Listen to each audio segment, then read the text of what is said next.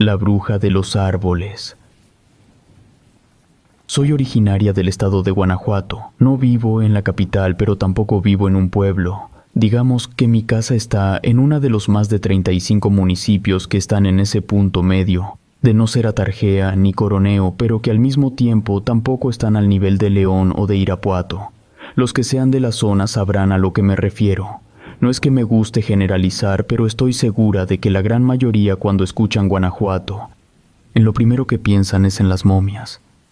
Eso es lo más turístico que tenemos en el estado, aunque es curioso que todo México ubique a las momias, pero menos del 1% saben que entre tantas momias tenemos a una bruja momificada. Sinceramente esa momia, la de la bruja, es la única que a mí me parece interesante, porque la vitrina en la que la tienen hasta está atada con cadenas, y la historia de esa momia sí que da miedo. Al resto de momias yo no les veo nada de interesante, pero puedo llegar a entender por qué a la gente le llama la atención eso de las momias. Lo que no entiendo es por qué las momias le llaman tanto la atención a los que les gusta lo paranormal, si exceptuando la momia de la bruja, ninguna otra tiene un trasfondo relacionado mínimamente con el tema paranormal. Sin embargo, otros lugares que sí son paranormales no son tan conocidos por la gente que no es del estado. Por ejemplo, aquí en Guanajuato está la tumba de La Llorona, y en realidad es un sitio que pasa bastante desapercibido. Pero lo que yo vengo a contar es bastante más escalofriante. Para que tengan todo el contexto, necesito primero hablarles de un vagabundo que vive en la plaza de la ciudad. Nadie sabe su nombre, pero lo conocemos como El Beto. El Beto no es de aquí de la ciudad. Él llegó a vivir a la plaza allá por el 2004. Por las cosas que cuenta tenemos la teoría de que él vivía en una localidad que está como a 24 kilómetros del punto más externo de la ciudad. Esa localidad está compuesta por pequeñas zonas. Se supone que esa localidad tuvo 7 habitantes originales y que en cada zona viven los descendientes de cada uno de esos 7 habitantes. Entonces la comunidad es bastante grande, pero no llega a ser ciudad porque las zonas de las localidades se niegan a unirse. Todos se llevan bien, no tienen conflictos entre ellos, pero como cada zona tiene sus propias costumbres, pues no aceptan que se les ponga una sola etiqueta para todos. Por eso el gobierno tampoco ha podido meter infraestructura, porque lo que dicen es que si quieren pavimentar, tendría que ser la misma cantidad de calles en cada una de las 7 zonas, o si quieren meter una escuela, pues tendrían que ser 7 escuelas. Así que por lo ridículo que eso suena, el gobierno ha optado por dejarlos en lo suyo. Bueno, regresando a Beto, algunos creen que está loco, pero muchos creen lo contrario. Yo, por ejemplo, no creo que esté loco. Lo que yo creo es que quedó traumado. Esto que les voy a decir nunca lo ha dicho el Beto así tal cual, sino que a lo largo de los años y de que mucha gente ha tenido la delicadeza de invitarle un taco y de paso hacerle plática, pues uniendo todas las cosas que ha dicho en todo este tiempo a diferentes personas, pues hemos podido armar su historia del cómo y el por qué llegó aquí a la plaza de la ciudad. Él vivía en esa localidad que les digo, a él le gustaba andar de fiesta, no tanto por el ambiente sino por las muchachas, era de ojo alegre. Todas las semanas se iba de fiesta, no es que en la zona donde él vivía hubiera fiesta cada semana. Si una semana nadie hacía fiesta ahí, pues se iba a otra de las zonas de la localidad, por eso siempre encontraba una fiesta para ir. Al terminar una de esas fiestas en algún lugar de la comunidad, se quiso regresar a su casa, porque no había tenido éxito con una chica. Él no estaba acostumbrado a caminar durante la madrugada, porque siempre solía quedarse en la fiesta hasta el amanecer. Por eso, luego de caminar por un buen rato, se dio cuenta que estaba perdido. Las 7 zonas de esa comunidad están separadas entre sí por amplias zonas cubiertas de árboles. Imagínenselo de la siguiente manera. Una de las zonas está en el centro y las otras 6 están alrededor. Bueno, alrededor de la zona central hay como 4 kilómetros cuadrados de monte. Obvio hay caminos que te llevan a las diferentes zonas, pero eso no es todo. Entre las 6 zonas de los alrededores también había monte con mucho árbol. No tan denso, pero a lo mejor de 1 o 2 kilómetros. Entonces, aunque no es la gran cosa, en la noche era fácil perderse, sobre todo porque no había caminos que conectaran las zonas de los alrededores entre ellas. Los caminos solo estaban en el monte central. ya con 3 o 4 copas encima, en la noche, en completa oscuridad porque no había luz lunar debido a que el cielo estaba nublado. Pues por eso el Beto se perdió, no supo si estaba dando vueltas en círculos o si estaba caminando en otra dirección. El punto es que se perdió y empezó a caminar sin saber a dónde estaba yendo. En eso se dio cuenta que había algo moviéndose entre los árboles. No era un animal porque aquello se movía como si fuera un chango, y pues Guanajuato no es el hábitat natural de ese tipo de animales. Eso que se movía por los árboles lo estaba siguiendo, lo acechaba. Era evidente que en cualquier momento iba a lanzar un ataque. Intentó correr para salir del alcance de aquello que lo estaba cazando, pero esa criatura pegó un salto y lo interceptó cayendo justo frente a él. Todo pasó tan rápido que, antes de que él siquiera tuviera la oportunidad de mirar qué era lo que tenía enfrente, la criatura ya lo había tomado del cuello y había empezado a asfixiarlo. Por supuesto que terminó por perder el conocimiento. Cuando despertó tenía muchas heridas en el cuerpo y estaba como en una especie de cueva. En la boca tenía un sabor tan amargo que al pasar saliva sintió tanto asco que no pudo contener el vómito. Apenas se estaba recuperando cuando empezó a escuchar unas voces que salían desde lo profundo de la cueva y que se estaban acercando. Eran voces de mujeres, y parecía que estaban rezando. Por supuesto que al estar dentro de una cueva, la iluminación era casi nula. La única poca luz disponible era la que se asomaba por una delgada grieta a la distancia. Por eso cuando el Beto volteó hacia las voces, lo único que miró fue una sombra, un bulto negro. En realidad todo era negro, pero le fue posible distinguir porque aquello se estaba moviendo. Por eso pudo identificarlo entre tanta oscuridad. El Beto no tiene ni la más mínima idea de qué fue lo que vio, pero lo describe como una masa de basura de la que sobresalían 6 brazos. También arrastraba 4 piernas, además de que de arriba le salían 3 cabezas. Esa masa, esa horrible cosa se iba arrastrando hacia él, mientras de cada una de las 3 cabezas salía una voz femenina diferente y rezaban cada una cosas diferentes. Totalmente envuelto por el miedo, se levantó como pudo, con toda la intención de correr hacia la grieta que alcanzaba a ver en la distancia. Al principio no pudo porque resbaló con su vómito y cayó al suelo golpeándose la cara muy fuerte. Volvió a ponerse de pie y entonces sí corrió hasta la grieta solo para darse cuenta que no cabía por ahí. Por supuesto que él estaba decidido a salir de ahí sin importar nada más, así que se abrió paso a través de esa grieta. Se tuvo que dislocar un hombro y se rompió una pierna, pero salió. El Beto siempre dice que cuando salió de ahí ni siquiera sentía el dolor del hombro ni de la pierna. Algo se había roto dentro de él, que sentía que acababa de escapar del infierno, pero que, a pesar de haber salido de la cueva, él sentía que una parte de él se había quedado con aquella masa de 6 brazos y 3 cabezas. Una historia muy impresionante ciertamente, por eso muchos lo juzgaban loco, pero yo siempre le creí. De hecho, yo era la única mujer de mi familia que le creía. Mi abuelo, mi papá, mis tíos y mis primos, todos los hombres de la familia le creían, pero de las mujeres solo yo. En una ocasión, recuerdo que era domingo porque estábamos todos reunidos en la casa de los abuelos desayunando, cosa que pasaba cada domingo.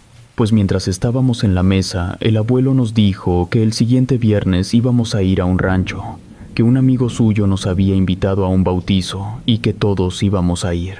El abuelo era el patriarca de la familia, y si él decía algo, se hacía y punto. Ese rancho quedaba como a 5 horas, no porque estuviera tan lejos, sino porque había que rodear hasta el otro lado del río y luego atravesar por despoblado. Hagan de cuenta que estaba en línea recta, la ciudad, luego la localidad de donde era el Beto, luego mucho monte rocoso, luego el río, luego más monte rocoso y luego ya estaba el rancho. Pero pues eran 5 horas por tanto rodeo que había que dar. Llegó el siguiente viernes e hicimos el viaje hasta ese rancho. La fiesta del bautizo duró como 12 horas. Estábamos en vacaciones, por eso no había problema con eso de que tuviéramos que viajar en la mañana. Al día siguiente, el sábado, nos estábamos organizando para salir a dar la vuelta. Los que no se habían desvelado tanto sí íbamos a ir. Los demás se iban a quedar ahí en el rancho. Se apuntaron unos primos, el abuelo, unos tíos y yo. Ninguna de mis primas quiso ir. El amigo del abuelo le prestó la camioneta, y en lo que nos subíamos, el amigo le dijo al abuelo: «Nada más no vayan a regresar tan tarde». Cuando le dijo eso, yo noté que aparte de las palabras, como que con señas se dijeron algo que obviamente no querían que nadie más escuchara. Desde ahí a mí ya se me empezó a hacer todo medio raro. Como dije, el abuelo era el patriarca y ni loca yo me iba a atrever a cuestionarlo. El abuelo condujo por un camino que atravesaba el monte hasta llegar a una parte del río que no era demasiado profunda para que los primos pudiéramos meternos a nadar. Mientras nosotros estábamos en lo nuestro, el abuelo y los tíos estaban en la orilla del río cuidándonos mientras fumaban y se tomaban unas cervezas. También llevaron un asador. Entonces los tíos también estaban preparando lo que íbamos a comer, que eran chiles rellenos asados, quesadillas de camarón y nopales. Nos salimos del río como a las 5 para comer, y cuando terminamos de comer estaba empezando a oscurecer, así que subimos todo a la camioneta y ya nos fuimos para regresar al rancho. Ya habíamos dejado el río atrás. Estábamos en el camino que atravesaba el monte rocoso, cuando de repente la camioneta empezó a fallar. El problema fue que no se quedó en una simple falla, sino que la camioneta terminó por apagarse y ya no fue posible hacerla encender. Se necesitaba a un mecánico, el cual obviamente no íbamos a encontrar a mitad del monte. Todavía quedaba algo de luz solar, pero como los árboles del monte eran mucho y sí estaban medio altos, pues entraba poca luz a donde estábamos nosotros. Yo me di cuenta que el abuelo se estaba poniendo como nervioso. Entonces nos dijo a todos que íbamos a dejar la camioneta ahí y que nos iríamos caminando. Todavía nos faltaban como 3 kilómetros de monte y luego otros 7 kilómetros para llegar al rancho. El abuelo nos recalcó mucho que teníamos que salir del monte antes de que oscureciera por completo. Es importante mencionar que mi abuelo en ese entonces tenía casi 70 años, pues aún así él era el que iba al frente de todos y nos llevaba a su paso, que por cierto iba caminando demasiado rápido para alguien de su edad. La situación era bastante rara, sí, estaba oscureciendo, pero en total, sin contarme a mí porque soy mujer, y aparte tenía como 16 años. Entre primos y tíos eran como 12, entonces no era como que hubiera muchas posibilidades de que alguien nos hiciera algo. En esas fechas no había problemas con el crimen organizado, así que en realidad al haber 12 hombres, cualquier ladrón se la pensaría para intentar atracarnos. Por eso no entendía cuál era la prisa de mi abuelo por salir del monte. Pero entonces, al voltear hacia los árboles, me di cuenta de cuál era el motivo de que mi abuelo tuviera tanta prisa. Había algo que iba saltando entre las ramas, moviendo de manera brusca las hojas. Aquello era una cosa negra, no alcanzaba a distinguir nada, pero sabía que había algo ahí, porque no en ese momento el viento estaba totalmente quieto. Y las ramas que crujían moviendo sus hojas eran solamente las de los árboles que estaban al lado de nosotros. Para que me entiendan, los árboles detrás de nosotros y los de adelante estaban quietos. Las ramas empezaban a moverse cuando nosotros pasábamos al lado de ellas al estar nosotros caminando. Por eso sabía que algo estaba ahí entre los árboles. Yo intenté decir algo, pero el abuelo me dijo que mejor me pusiera a caminar más rápido en lugar de estar hablando. Mis primos, sin querer llevarle la contra a mi abuelo, no hablaron, pero con señas me preguntaron qué pasaba. Solo les apunté hacia los árboles, y ellos también vieron lo mismo que yo. Algo negro, una masa, un bulto oscuro que iba brincando entre los árboles al mismo ritmo que llevábamos nosotros. En eso, mi abuelo se tropezó y se cayó de rodillas al piso. Todos nos detuvimos, y rápido los adultos fueron a intentar ayudarlo. Entonces, al levantar al abuelo, uno de mis tíos le preguntó qué llevaba en la pierna, porque al momento de estarlo levantando, le pareció que debajo de la rodilla, por un costado, traía algo. El abuelo no le respondió. Lo que hizo fue rasgarse la parte baja del pantalón y sacó un machete de mango corto y con una hoja de unas 2 palmas de largo. De repente, de unos 3 o 4 árboles por delante de nosotros, saltó aquella masa negra. Ya teniéndola de frente, si fue posible distinguirla mejor, aquello tenía el tamaño de un perro grande, tenía el cabello largo y lleno de cucarachas. Sus brazos eran demasiado delgadas y parecían tener mordidas o algunas heridas parecidas. que empeoraban mientras bajaban, tanto que en ambas manos no tenía nada de piel ni de carne. Sus manos eran puro hueso. No sé los demás, pero yo me quedé petrificada del susto, y se puso peor. Casi me desmayo cuando esa cosa creció. No tengo idea de cómo, pero aumentó su tamaño hasta quedar de la altura de un adulto.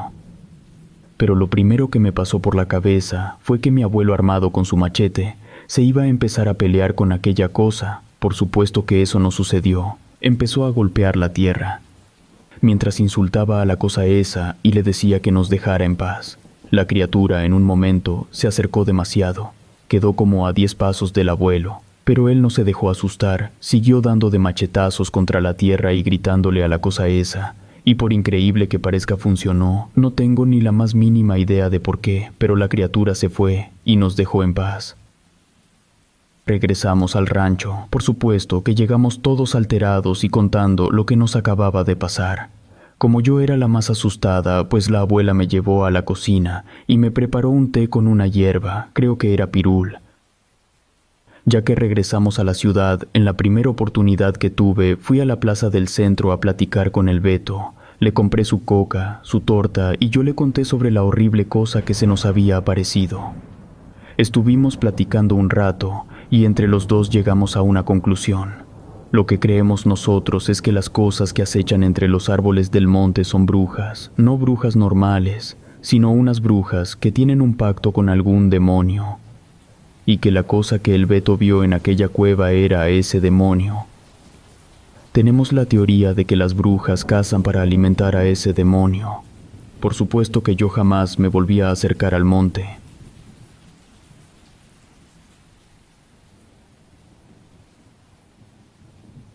Entre sombras y sueños. Mi madre compartió con nosotros que, desde su nacimiento, poseía el don de percibir a los difuntos, a esas almas que ya no habitaban en este mundo. Con el deseo de ampliar su conocimiento y perfeccionar sus habilidades, decidió recibir instrucción de alguien especializado en el tema. Este mentor la sometió a una cantidad incontable de rituales y pruebas, con tal de llevar al límite la voluntad de mi madre, con la finalidad de averiguar en verdad estaba dispuesta a seguir por ese camino.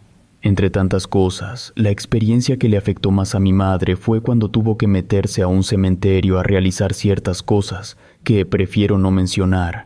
Lo importante es que dentro de ese panteón, ya cuando estaba por terminar lo que tenía que hacer, experimentó un suceso singular. Numerosas manos en cuyas palmas había bocas emergieron de las tumbas, solicitando auxilio con gritos desesperados. Ese episodio marcó un punto de inflexión en mi madre, llevándola a dedicarse a la curación de personas, al cuidado de aquellos afectados por presencias sobrenaturales, y a fungir como intermediaria para transmitir mensajes de quienes ya partieron al otro mundo. Con el tiempo, mi madre alcanzó una maestría tal en sus prácticas que su reputación trascendió las fronteras. Personas de diferentes partes del mundo, incluso extranjeros de países tan lejanos como Dinamarca y Japón, solicitaban sus servicios en busca de ayuda. Incluso un reconocido cantante estadounidense recurrió a ella. Por supuesto que, como muchos ya sabrán, está prohibido dar nombres porque podría decirse que es algo así como la privacidad cliente-abogado, como la confidencialidad específica doctor-paciente. Mientras las múltiples y exóticas habilidades de mi madre se iban esparciendo de boca en boca entre todas aquellas personalidades a quienes pudiera resultarle útiles de algún modo. Mientras todo eso sucedía, nuestra casa se convirtió en un constante fluir de personas. La gente se retiraba satisfecha y agradecida, expresando su gratitud con regalos de todo tipo. A pesar de que nunca comprendimos completamente los rituales, mi madre ideó una mezcla única que involucraba tiradas de cartas y la aplicación de círculos de alcohol que encendía alrededor de las personas. Esto generaba una sensación de tranquilidad y satisfacción en quienes buscaban su ayuda, sin que jamás se presentara algún reclamo. No obstante, el camino no estuvo exento de desafíos. Al adentrarse en el mundo de la brujería, mi madre ganó numerosos enemigos. La brujería es una fuerza poderosa que no solo se dirige a la persona que realiza el trabajo, sino que canaliza el odio hacia el objetivo. En ocasiones, aquellos que buscan hacer daño a otros a través de esta práctica se convertían en enemigos de mi mamá, porque las víctimas acudían con ella para contrarrestar los ataques. Mi madre, consciente de con cada persona que ayudaba se ganaba un nuevo enemigo, ya fuera brujo o bruja, mantenía una rigurosa limpieza en la casa para contrarrestar las energías negativas. Realizó numerosos trabajos para deshacer maleficios y proteger a quienes acudían a ella. Algo que muchas veces se pasa por alto cuando se habla de la vida de una bruja es la vida de quienes rodean a esa bruja. En este caso, mis hermanos, mis hermanas, y yo éramos unos niños cuando mi madre se metió en ese mundo, así que por supuesto que nuestra infancia fue todo menos lo que la mayoría de las personas entiende como algo normal. Lo que un niño cualquiera solamente podrían imaginar en sus pesadillas eran cosas que nosotros podíamos presenciar al menos una vez por semana. Dentro de las cosas que llegamos a considerar normales estaba el despertar matutino de mi madre, relatando haber visto a la muerte. Lo que mi madre decía era que como con su trabajo salvaba muchas vidas, pues la Santa Muerte estaba molesta con ella, ya que estaba interfiriendo en sus designios. Fue por eso que en cierto momento mi madre tomó la decisión de colocar un altar de la Santa Muerte dentro de la casa. La primera vez que vimos ese altar, los 6 nos quedamos muy desconcertados. Sí, mi madre tuvo 6 hijos. Las 3 mayores eran mujeres, luego 2 hombres, y yo era la más pequeña. Pero el altar a la Santa Muerte no era el único altar que tuvimos dentro de la casa. Para cuando yo cumplí 7 años dentro de la casa, ya había un altar en cada esquina de cada habitación. Eran altares pequeños, pero aún así era raro ir al baño y estar sentada en medio de 4 altares diferentes. En total, había como 20 altares en toda la casa. Recuerdo uno que era para Vishnu, una deidad de por allá por la India. Había otro que era de alguna deidad de Persia. También había un altar egipcio, un altar semítico, un altar ario. Había un altar para Buda, uno para Jesucristo. Había un altar rarísimo con simbología como masónica o algo parecido. También había varios altares para dioses indígenas, como aztecas, mayas, y como dije, un altar para la Santa Muerte. Por supuesto, al ser la más chica, yo era quien le hacía más preguntas a mi madre, y lo cierto es que ella me respondía todo lo que yo le preguntaba. Pero obviamente no entendía ni la mitad de lo que me decía porque eran cosas demasiado complejas, así que con el tiempo dejé de cuestionar y de dar importancia a ciertas cosas. Recuerdo a mi mamá recorriendo la casa con una olla en mano, teñida de humo generado por la quema de huevos, limones, chiles y alcohol. Nos decía que era necesario para limpiar la casa de malas energías. Una experiencia que quedó grabada en mi memoria ocurrió cuando tenía unos escasos 4 o 5 años. Estaba jugando en la sala cuando unos hombres entraron apresurados con una chica embarazada en avanzado estado. La venían cargando. Recuerdo que la chica estaba inconsciente, con la cabeza colgada y unos ojos completamente blancos. Mi mamá la llevó a la habitación donde solía realizar curaciones. Tras 7 días de tratamiento, la chica salió caminando como si nada.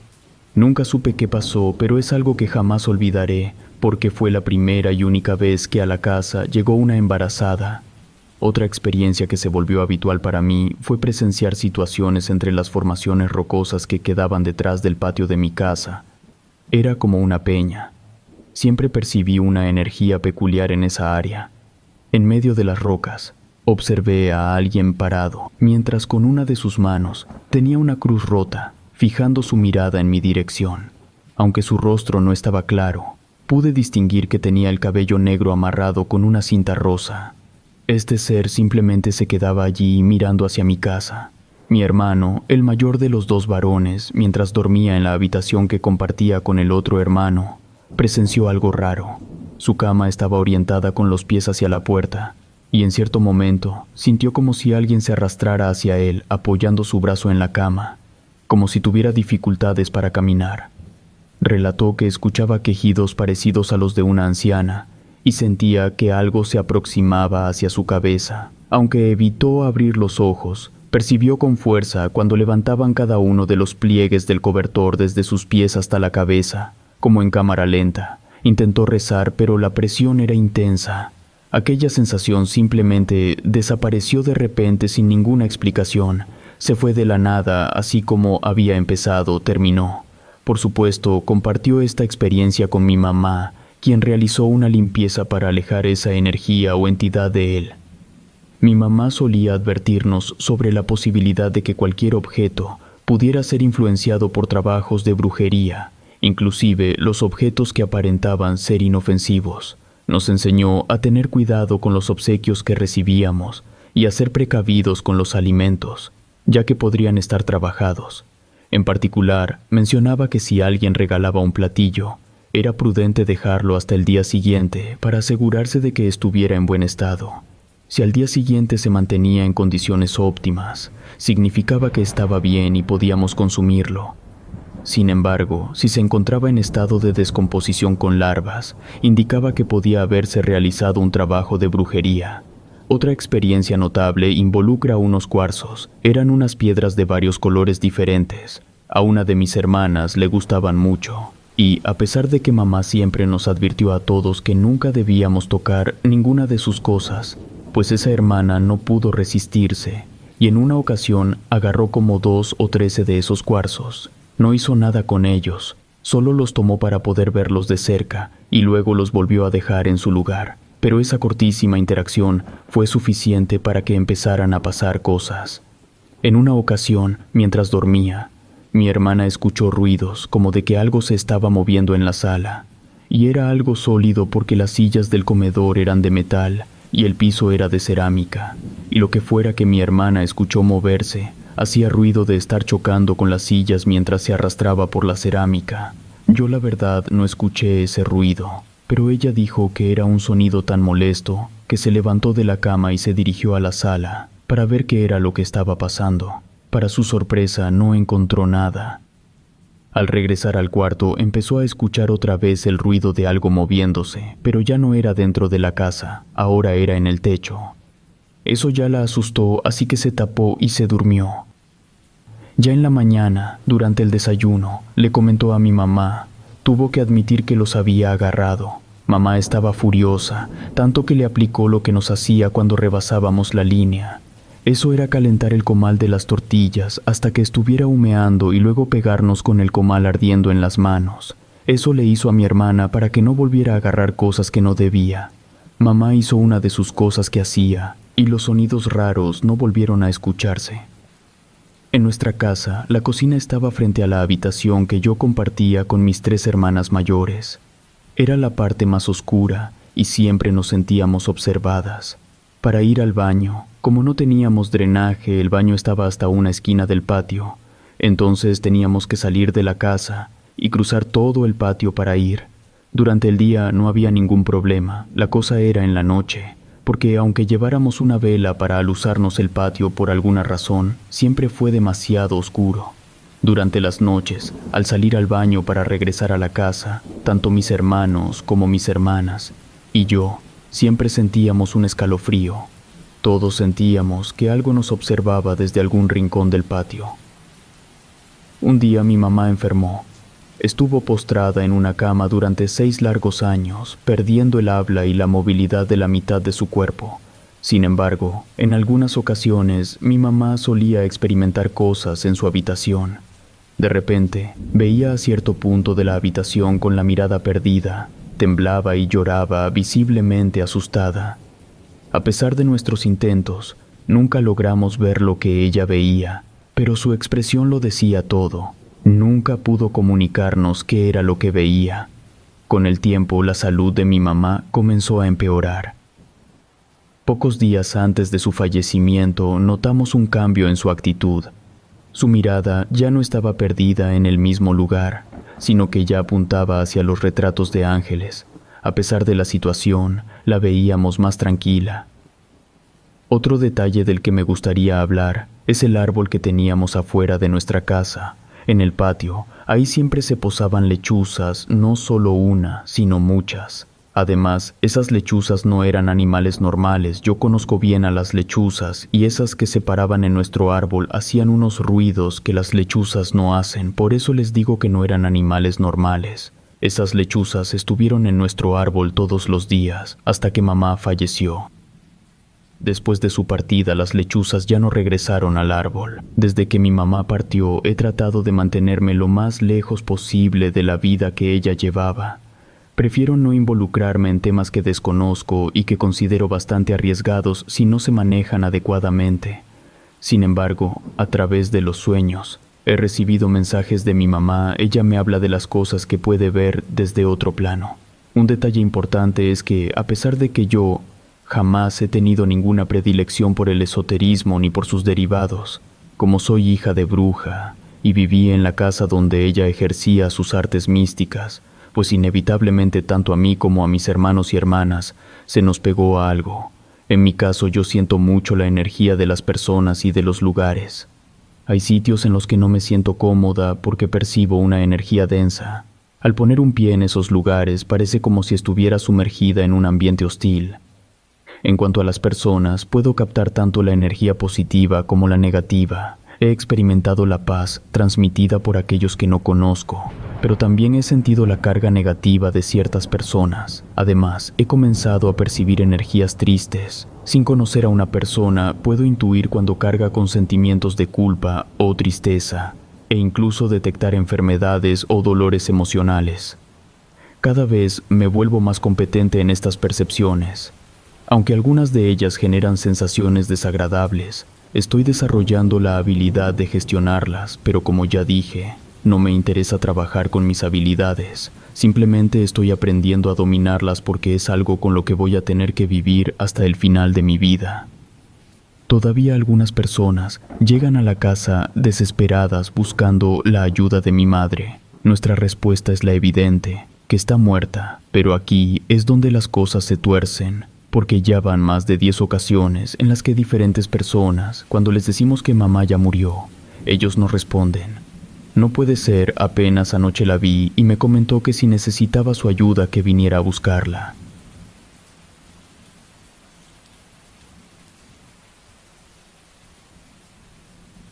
Falsos dioses. Me siento orgulloso de poder hacer la aseveración de que tengo sangre indígena corriendo por mis venas. En México todos somos descendientes de indígenas. Eso lo sé, pero a lo que me refiero es a que todos mis tatarabuelos eran indígenas. Hace 120 años mi familia paterna eran puros mexicas y mi familia materna eran puros nahuas. Por eso digo que puedo presumir que tengo sangre indígena.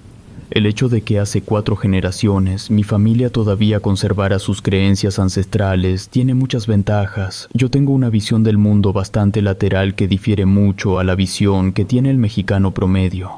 Por ende, mi manera de entender las cosas es más amplia. No quiero ofender a nadie, pero mi familia vivió en carne y hueso la transición que ha tenido México en todos los aspectos. Mis tatarabuelos vivían en chozas de madera alejados por completo de la civilización. Mis bisabuelos vieron cómo las aldeas donde vivían poco a poco se fueron convirtiendo en localidades. A mis abuelos ya les tocó crecer en un pueblo. Mis padres también nacieron en un pueblo y hasta que fueron adultos se mudaron a una ciudad pequeña. Yo soy el primero de toda la familia que conoce una gran ciudad. Yo vivo en la Ciudad de México, por eso yo entiendo muchas cosas que la gran mayoría de la gente no entiende. En todos los sentidos, desde la educación, la política y sobre todo la religión. No es que yo sea un experto en antropología, pero pues a lo largo de generaciones en mi familia se han mantenido las enseñanzas ancestrales que había en México antes de la llegada de los españoles. Además, no solo tengo las enseñanzas de una cultura, sino de 2, de los mexicas y de los nahuas. Así que tengo una visión bastante amplia de cómo eran las cosas antes. Aclaro. No es que yo de verdad crea que el mundo fue creado por dioses. Estoy estudiando la universidad y por supuesto que yo creo en la ciencia, pero no descarto las antiguas creencias, sino que yo las acepto no como hechos, sino como perspectivas de entender el mundo para la gente de antes. Cuando yo era niño, mis papás me decían que todo había sido creado por 4 dioses que eran hermanos. Mi papá les llamaba por unos nombres y mi mamá por otros, pero eso es lo de menos. El punto es que esos 4 dioses, al momento de crear a la primera mujer, le otorgaron unos granos de maíz especiales que les servían para realizar las artes adivinatorias y pronosticar los días fastos, nefastos, el curso y término de las enfermedades, así como el destino de los hombres. Y esa primera mujer enseñó a sus hijas a cómo poder realizar todas esas cosas sobrenaturales para poder convertirse en chamanas, brujas, hechiceras. como les quieran llamar, y así se fue pasando de generación en generación. Aquellas enseñanzas no eran exclusivas para las mujeres, también los hombres podían aprender. Sin embargo, no cualquiera podía adentrarse en las artes místicas. Para ello era necesario haber nacido en ciertos días específicos, y el día de nacimiento determinaba qué tipo de brujo era el indicado para cada aprendiz. Los hombres que nacían en el día Quiahuitl se convertirían en los Tlatlacatecolo, brujos nigromantes que tenían la habilidad adicional de poder transformarse en búhos, mientras que las mujeres nacidas en estas fechas serían llamadas Mometzcopinqui y estarían destinadas a extirpar sus piernas y brazos para colocar en su lugar extremidades de ave y alas de petate para volar durante las noches en busca de la sangre fresca de infantes. Los que nacían en el día Ceecatl se convertirían en hechiceros nahuales, los cuales eran llamados Temacpalitoticuc, y así había muchas variantes. Había como 40 o más. Podría tirarme una hora completa hablando de eso. Por ejemplo, estaban los Tepatiani, que eran los sanadores, o los Tlachuki, que eran los que podían ver el futuro. Había unos que tenían un nombre que hasta a mí me cuesta trabajo pronunciar, pero se traduce al español como manejadores del clima. Ellos eran los que se encargaban que la agricultura pudiera seguir haciéndose de forma efectiva. Asimismo, existían casos muy particulares en los que una persona podía dedicarse a las artes celestiales. Aquellos que habían sufrido el impacto de un rayo y habían logrado sobrevivir eran reclamados por el dios Tlaloc para dedicarse a la curación. También estaba el caso de los mellizos, los cuales en muchas ocasiones eran elegidos para formar una especie de dualidad mágica, con diversas funciones. Pero sin lugar a duda, la variante de bruja más interesante era la que se podía hacer pasar por todo tipo de deidades. Para que me entiendan, piensen en un nahual. Este tipo de bruja era como un nahual, pero en lugar de convertirse en animal o en monstruo, podía tomar la forma de Quetzalcóatl de Tlaloc o de cualquier deidad que se le antojara. Esas eran las brujas más poderosas. Por supuesto que no había muchas. Nacía uno cada cierta cantidad de años, no estoy seguro.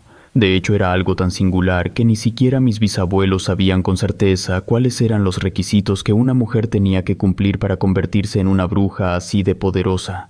Yo diría que tenían que nacer durante un eclipse, pero no lo puedo asegurar. Como dije, no soy un experto. Cuando una de estas brujas se convertía, por ejemplo, en Huitzilopochtli, no obtenía los poderes del dios. La bruja solamente tomaba la apariencia, ninguna otra cualidad. Pero con eso era más que suficiente, porque esas brujas eran el arma más poderosa que un asentamiento pudiera tener en contra de otro. Les pongo un ejemplo. Imaginen que los aztecas estaban a punto de invadir a los tlaxcaltecas, y los tlaxcaltecas lo sabían, pero los tlaxcaltecas tenían a una de esas poderosas brujas. Entonces, para evitar el enfrentamiento, que claramente iban a perder, lo que hacían era recurrir a la bruja para que ella se hiciera pasar por alguno de los dioses de los aztecas, y teniendo la apariencia de esa deidad, les ordenara a los aztecas no atacar o por lo menos posponer la invasión. O imaginen que les decían que tenían que sacrificar a su guerrero más fuerte. Creo que con esos ejemplos ya se entiende el poder y la peligrosidad que representaba una de esas brujas. Ahora, yo respeto todas las creencias que cualquier persona pueda tener, pero como dije desde el principio, yo tengo una visión muy amplia, no por mí, sino por toda la sabiduría que viene desde mis tatarabuelos. Lo siguiente que voy a decir no deben tomarlo como un hecho, porque no puedo generalizar. Sin embargo, sí es algo que deberían considerar. Cuando llegaron los españoles, inevitablemente se terminaron enterando de la existencia de ese tipo de bruja, y más allá de querer matarlas, se dieron cuenta de que si lograban capturar a esas brujas, tendrían en sus manos el poder de lograr la conversión de los indígenas al catolicismo, porque existía la posibilidad de que esas brujas simularan apariciones milagrosas de ángeles, de santos, de Cristo, de la Virgen, etc.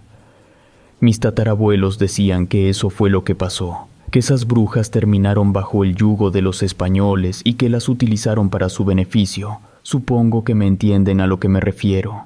Ahora, vamos a suponer por un momento que lo que decían mis tatarabuelos era verdad. Si ese fuera el caso, hay que hacernos una pregunta. ¿Y si todavía existen ese tipo de brujas y siguen ejerciendo sus poderes? Solo piénsenlo.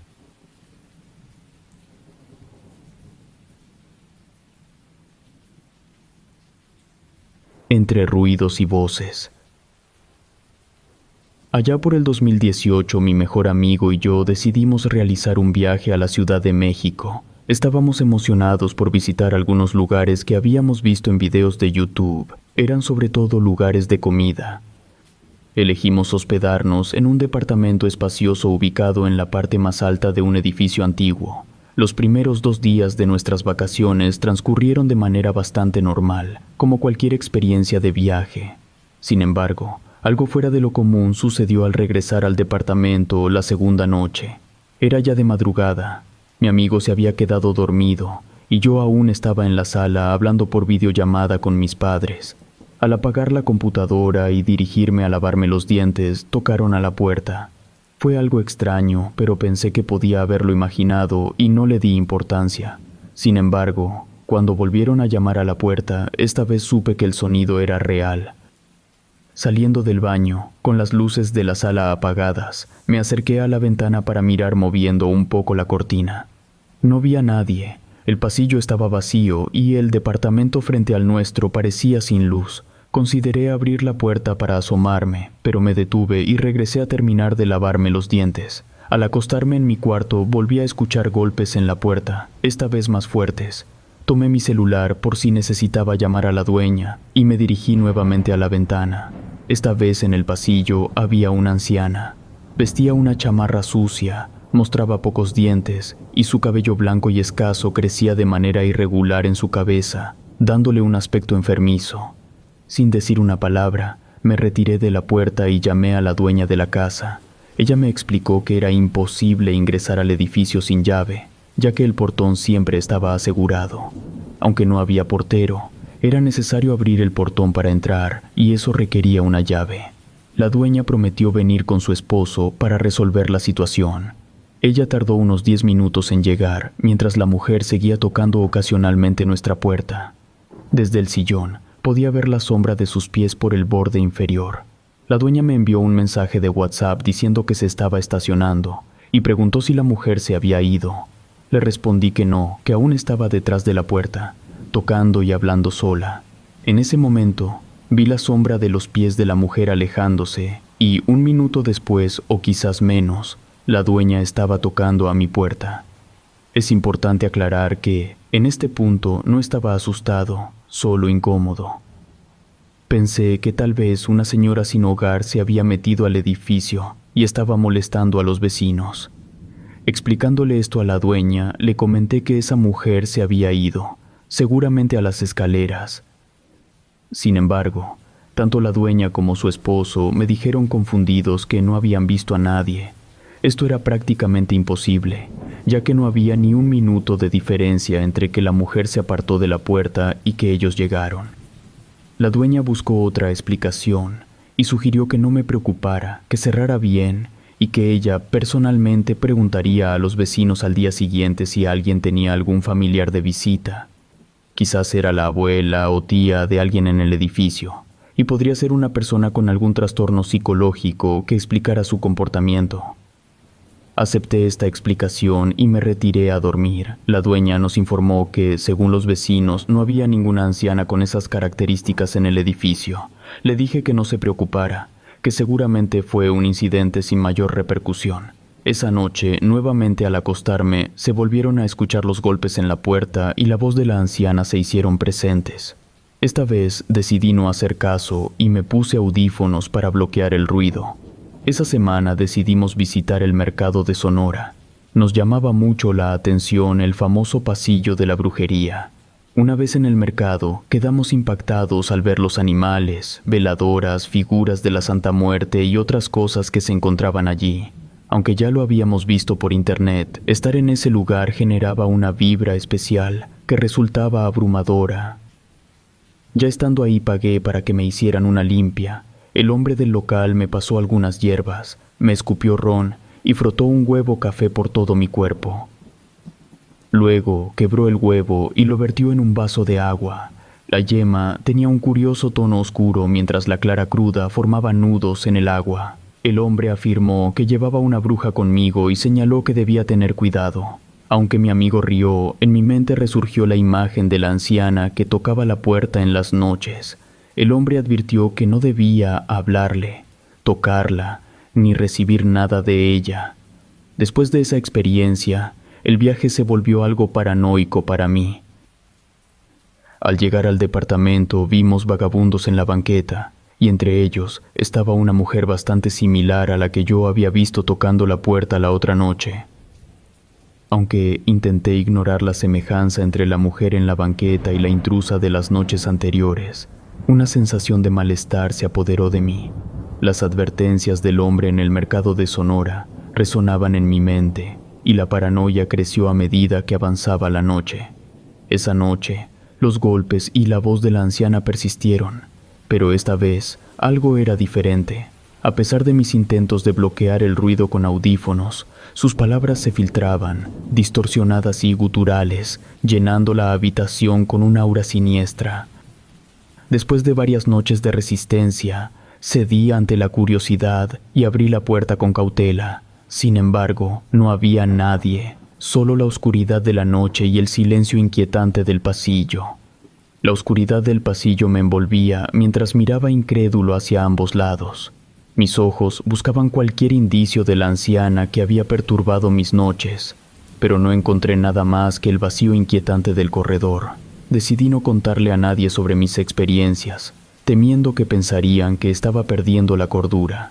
Sin embargo, la tensión en el departamento creció a medida que las noches pasaban y la presencia invisible de la anciana persistía en la penumbra. En los días siguientes, la sensación de malestar persistió. Las sombras en el departamento parecían moverse con vida propia, y ocasionalmente la voz de la anciana susurraba en mis sueños. La persistencia de las extrañas experiencias empezó a afectar mi día a día durante el resto de las vacaciones. Cuando dejamos la Ciudad de México para regresar a casa, todo volvió a la normalidad. Relatos escritos y adaptados por Ramiro Contreras.